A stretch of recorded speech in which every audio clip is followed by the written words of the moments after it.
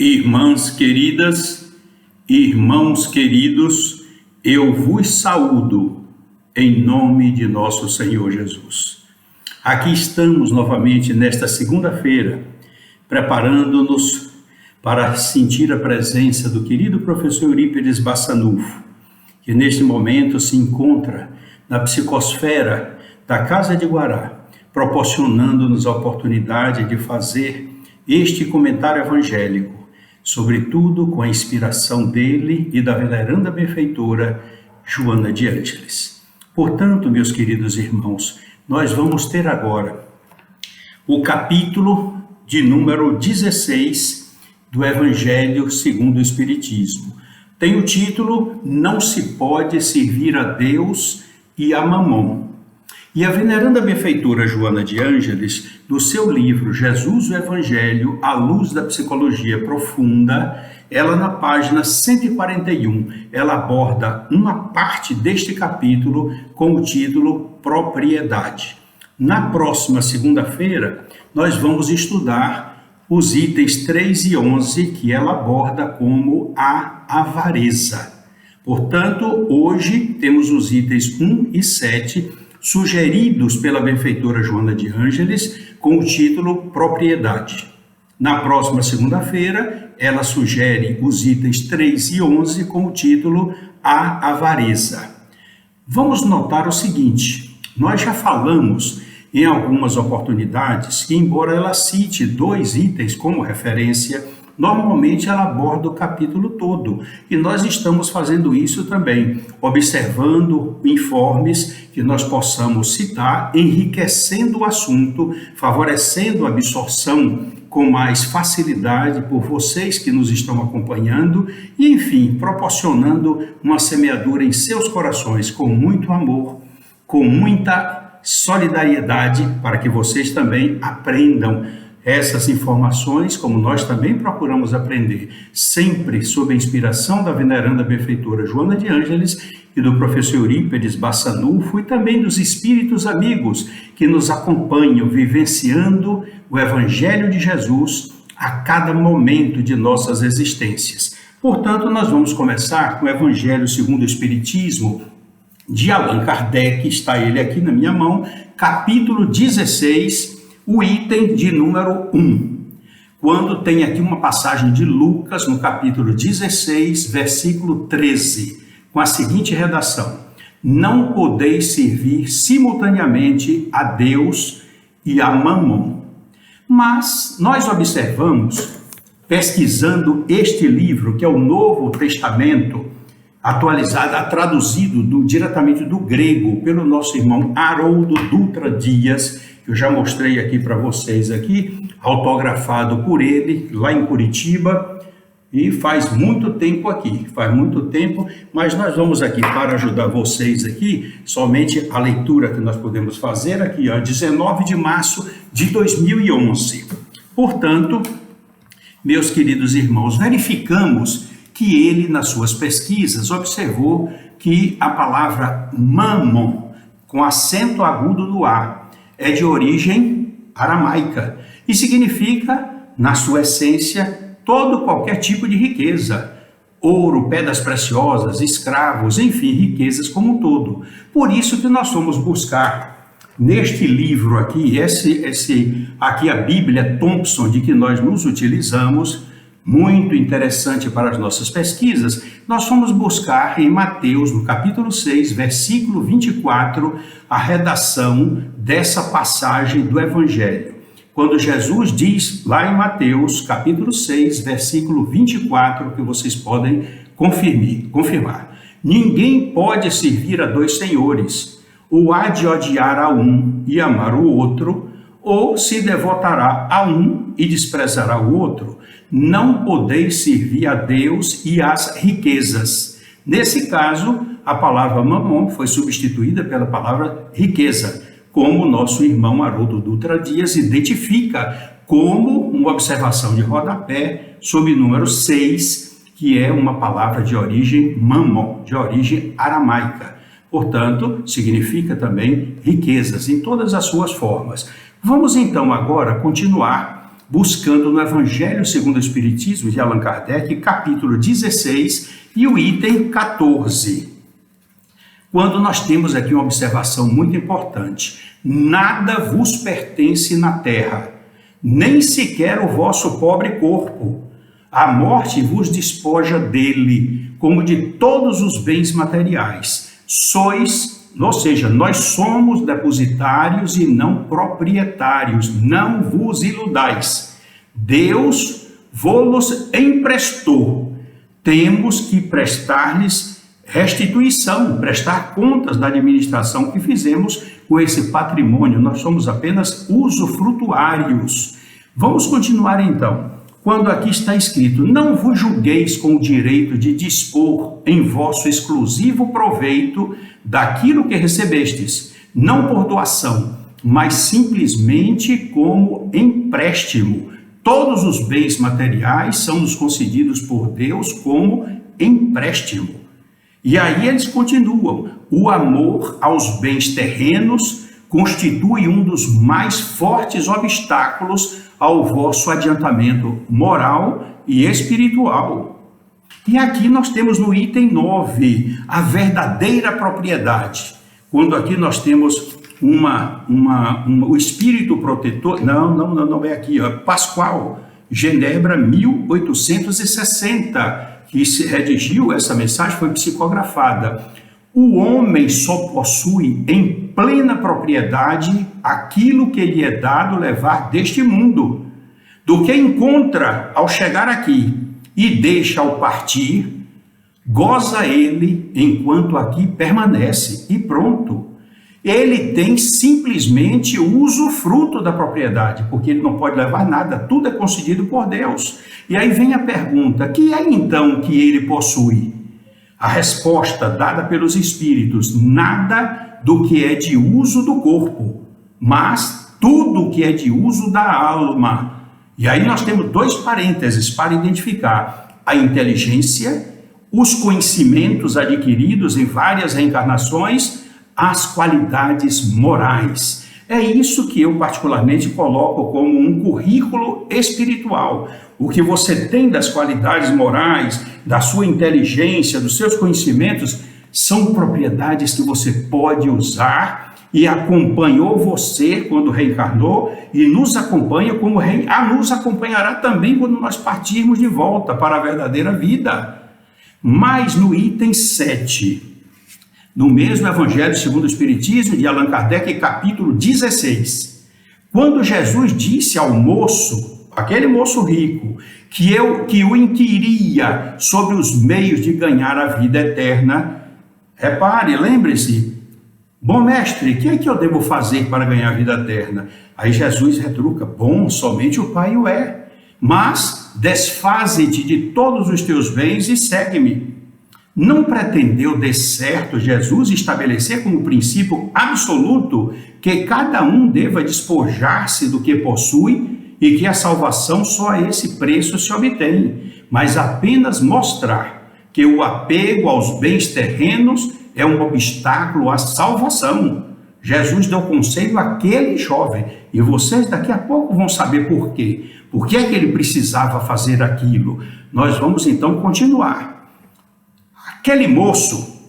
Aquele moço, com efeito, ele se julgava quite, porque observara certos mandamentos e, no entanto, recusava-se à ideia de abandonar os bens de que era dono, pensando que era dono, mas era um empréstimo de Deus. Seu desejo de obter a vida eterna não ia até ao extremo de adquiri-la com sacrifício.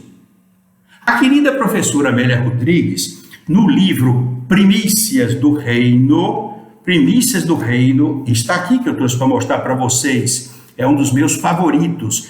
Ela, no capítulo O Mancebo Rico, descreve todos os diálogos que o moço rico manteve com Jesus. Agora vocês vão verificar efetivamente o que aconteceu com esse diálogo. E o moço chegou para Jesus, Jesus convidou ele: vem, segue-me. Permite-me primeiro, disse o moço, competir em Cesareia logo mais, disputando para Israel os triunfos em todos os jogos. Jesus lhe disse: não posso esperar. O reino dos céus começa hoje e agora começa para teu espírito. Não há tempo a perder. O moço voltou a apelar: aguardei muito, Senhor, essa ocasião, e ela está bem perto. Com a chegada do período das competições, exercitei-me, contratei escravos que me adestraram, treinei bastante, comprei por uma fortuna 2 parelhas de fogosos cavalos. Jesus disse-lhe: renuncia a tudo isso e segue-me. Vencendo o irresistível temor, continuou o moço afortunado: não receio dar o que eu possuo, dinheiro, ouro, pedras preciosas, títulos, se possível, pois sei que estes se gastam muito facilmente. Mas, aí a reticência. Jesus então voltou e lhe disse: dá-me a ti próprio, e eu te oferecerei venturas sem limite na tua vida. O diálogo tornara-se realmente impossível, porque o moço estava recalcitrante. De repente, adicionado por um estranho vigor, que do moço se apossou repentinamente, ele fitou Jesus sereno e triste e saiu a correr. O mestre então sentou-se e se encheu de profundo sofrimento. Era assim, diz a professora Amélia Rodrigues, sempre assim, que Jesus ficava após a deserção dos convidados ao banquete de luz, os desertores ao banquete de luz. A expressão de mansuetude e perdão que brilhava nos seus olhos mergulhava em lágrimas, agasalhada em leves tons de amargura. E eu me pergunto, quantas vezes Jesus chorou por mim, por você que está me ouvindo, quando nós abandonamos a seara e não seguimos o convite dele, voltamos várias vezes, e todas as vezes que nós abandonávamos o nosso posto, abandonávamos a tarefa de elevação espiritual, Jesus ficava assim. Eu vou repetir, como a Amélia Rodrigues nos diz, a querida professora: o mestre sentou-se e encheu-se de profundo sofrimento. Era assim, sempre assim, diz ela, que Jesus ficava após os convidados desertores se afastarem do banquete de luz. A expressão de mansuetude e perdão que brilhava nos seus olhos mergulhava em lágrimas, agasalhada em leves tons de amargura. Eu fico imaginando como Jesus ficava triste. Foi assim como ele estava que os apóstolos que vinham chegando o encontraram. E quando interrogado, Jesus respondeu: quão dificilmente entrarão no reino dos céus os que têm riquezas. Mas agora nós vamos refletir. Geralmente, quando nós pensamos em riquezas, pensamos logo em quê? Imóveis, veículos, semoventes, bois, cavalos, joias, contas bancárias, moedas estrangeiras e muitas outras coisas. Mas existem outras riquezas que nós possuímos. Muita gente, muitos de nós também podemos ser ricos de preguiça, ricos de orgulho, ricos de vaidade, ricos de inveja, ricos de ciúme. E podemos ter também, como tantos têm, rico de má vontade, rico de maldade, rico de avareza, rico de mentira, rico de fofocas. Tudo isso são riquezas que precisamos abandonar. Vamos continuar com a professora Amélia Rodrigues. Uma semana depois, Cesareia era a capital do ócio e do prazer.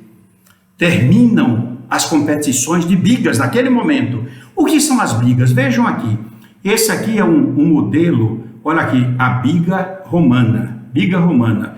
O soldado com esse carrinho muito frágil, aqui com 2 cavalos. Como os 2 cavalos são bigas. As quadrigas são 4 cavalos com o mesmo carro. São carros frágeis. Então vocês observem aqui, naquele momento em que ela descreve, terminam as competições de bigas e chega o momento da corrida das quadrigas, 4 cavalos que estão na linha de partida. E ela descreve: os chicotes vibram no ar, mãos firmes nas rédeas, os condutores dão velocidade aos carros frágeis. Numa manobra menos feliz, um carro vira e um corpo tomba na arena, despedaçado pelas patas velozes dos cavalos em disparadas que vinham atrás. Era um moço rico. Ele sente as entranhas abertas, o suor e o sangue em pastas de lama pelo rosto, a respiração estertorada. Enquanto escravos arrastam o moço rico da pista, desaparece mentalmente aquela cena brutal que o esmagou, e entre as névoas que sombreiam os seus olhos, ele parece ver Jesus e tem a impressão de escutá-lo. Renuncia a ti mesmo, vem e segue-me. O moço exclama, abrindo os olhos, tentando ver aquela imagem, mas conheceu a voz de Jesus e apenas diz: amigo. 2 braços aveludados, como veludos e transparentes, envolvem o moço rico que desmaia e é levado para o plano espiritual. Olha que imagem linda! Mas infelizmente Jesus não pôde evitar aquilo, insistiu tanto, mas ele queria, era o orgulho que ele tinha, o patrimônio maior, o orgulho, a vaidade de querer vencer a corrida para mostrar aos outros que os judeus eram os melhores do que os romanos, do que os gregos, do que os egípcios, do que os persas e de tantas outras regiões que estavam ali para participar daqueles torneios, daqueles jogos, que tinham atração até da própria de Roma, de pessoas que vinham de lá só para isso. E, no entanto, ele desencarnou, ainda orgulhoso e vaidoso. Jesus tentou fazer de tudo, aproveitando as qualidades boas que ele tinha, mas, infelizmente, ele não pôde se libertar. Começou a doar os bens para os pobres, mas o principal, que era esse patrimônio, a riqueza do orgulho e da vaidade, ele não conseguiu se libertar. A veneranda benfeitora Joana de Ângeles, no livro Jesus, o Evangelho, à luz da psicologia profunda, na página 45, ela começa a fazer as reflexões que nós vamos acompanhar. Quando Jesus se reportou aos ricos, aparentemente apresentando palavras duras, não se deteve somente na referência aos detentores de coisas, moedas, minerais preciosos, propriedades, etc., mas também aos possuidores de exagerado orgulho, de incomum dureza de sentimento, de rancor, de ódio, ricos de presunção e de avareza, que também são possuidores de bens de que não se dispõem a se libertar. A riqueza, continua ela, tem um fim providencial, que é desenvolver a indústria, a ciência, fomentar as artes, facilitar a comodidade e propiciar valores que contribuem para a sobrevivência dos indivíduos e dos grupos humanos. Entregar-se à conquista honesta da riqueza é dever de todo indivíduo que pensa e constitui célula do organismo da sociedade. A família depende desses recursos, como a própria criatura que trabalha para conquistar a riqueza, trabalhando em favor da harmonia do grupamento social no qual se encontra colocado. Se é um meio para alcançar-se o equilíbrio e bem-estar, torna-se, como diz a veneranda benfeitora Joana de Ângeles, um instrumento dignificante, elevado. Todavia, se converte em único objetivo existencial, transforma-se em gigante cruel da realidade do ser, que se lhe escraviza e atormenta as demais pessoas que lhe padecem a insegurança e a ambição. Por outro lado, olha como ela vê como ela trabalha aqui também. Por outro lado, a inteligência, a saúde, a memória, as aptidões gerais constituem recursos valiosos de que se deve utilizar o espírito com sabedoria, a fim de dar conta mais tarde da aplicação como ela foi feita.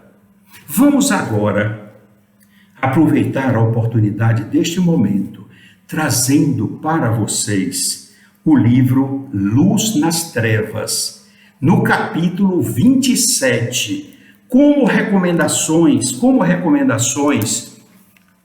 que a veneranda benfeitora Joana de Ângeles faz para a lição de hoje, que nós devemos compartilhar com vocês, para sentirmos o pensamento dela, para que possamos refletir no nosso posicionamento diante das tarefas que temos a realizar e das aptidões que nós temos, riquezas valiosas que nós devemos colocar a serviço da coletividade. Então vamos começar. Jesus te colocou exatamente onde é necessário e podes contribuir para o bem geral. Ela está afirmando aqui que Jesus nos colocou exatamente onde nós somos necessários e podemos contribuir para o bem geral. E ela conclui: deverás fazê-lo com as mãos no trabalho e o pensamento no amor de Deus. Todas as criaturas, diz ela, renascem para evoluir, caracterizando-se por qualidades específicas. Cada um tem uma qualidade diferente, resultado das inúmeras reencarnações que passou, quando aprendeu muitas coisas, praticou e acumulou, formando a sua capacidade intelectiva. Tudo e todos são importantes no universo, mesmo os aparentemente mais insignificantes. Todos nós somos importantes, temos as nossas qualidades. Jesus deu o exemplo do trabalho incessante e jamais se deteve. Honrou o trabalho, estimulou os companheiros à solidariedade, à compreensão, à ajuda recíproca.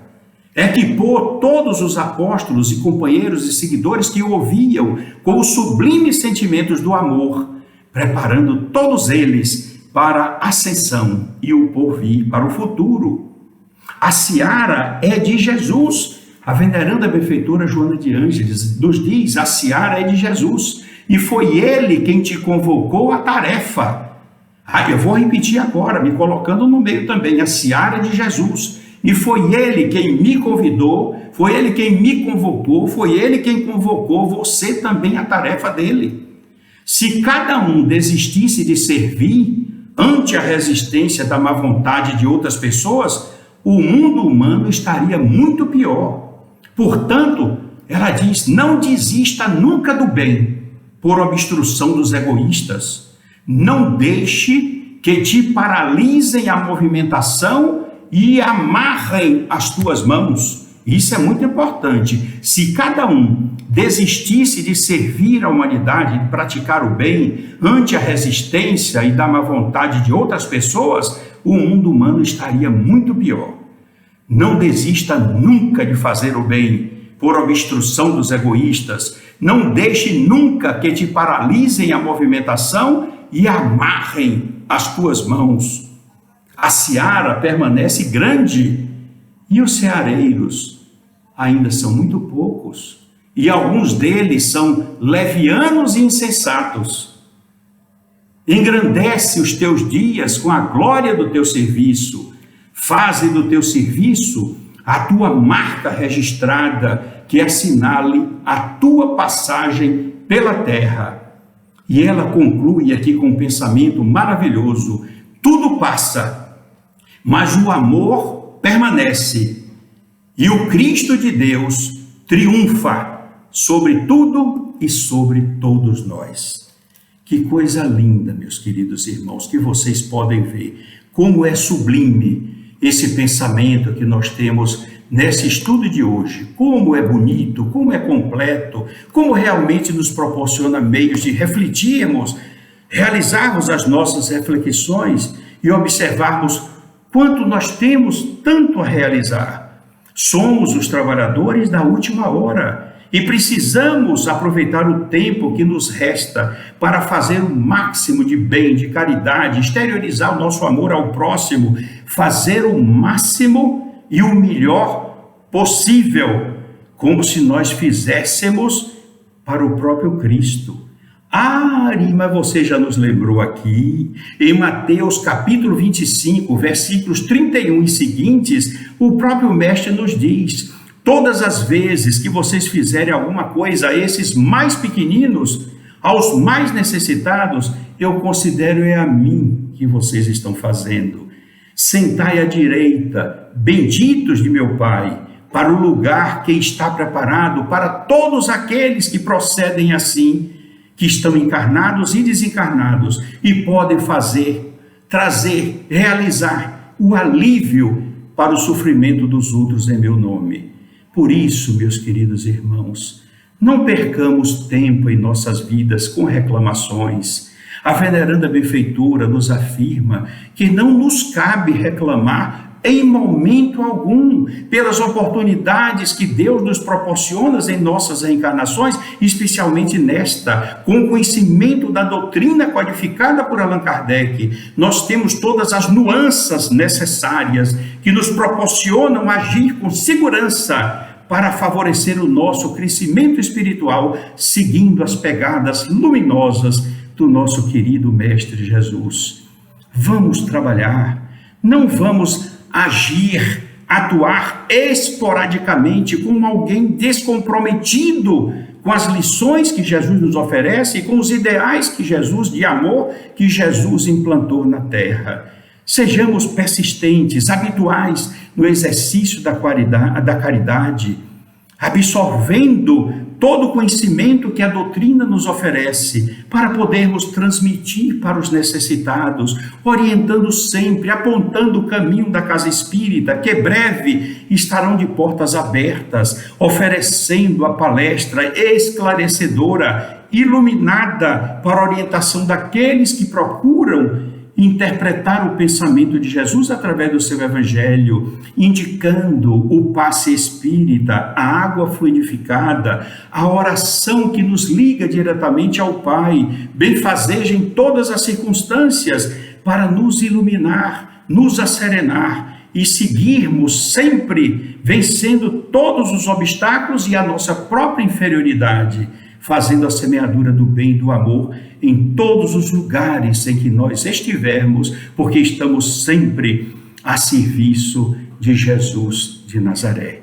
Que o Senhor nos abençoe, que nos faça sempre dignos e merecedores de continuar perfilando as fileiras do Espiritismo, de continuar recebendo as inspirações do Mestre Jesus de Nazaré, de nos conceder a compreensão necessária para que, lendo o Evangelho, interpretando-o em voz alta ou em pensamento, possamos ajudar aos nossos irmãos sofredores desencarnados que passam, se achegam perto de nós, quando sentem que nós vamos fazer o culto do Evangelho em nossa casa. Nós estaremos ajudando os membros da nossa família, mas estaremos esclarecendo, iluminando também os corações, as consciências e os caminhos daqueles irmãos no plano espiritual que não tiveram oportunidade, quando encarnados, de receberem, serem contemplados, iluminados com as lições maravilhosas do Evangelho de Jesus, atualizado o pensamento dele pelas lições grandiosas do Espiritismo, através de tantos luminares, como a veneranda benfeitora Joana de Ângeles, como a professora Amélia Augusta do Sacramento Rodrigues, Amélia Rodrigues, sempre presente para nos ajudar a todos nós. Fiquem com Jesus em seus corações. Nunca desanimem. Nós estamos vivenciando a passagem de uma grande e perversa pandemia. É o momento da nossa demonstração de confiança em Jesus, que é o governador do nosso planeta.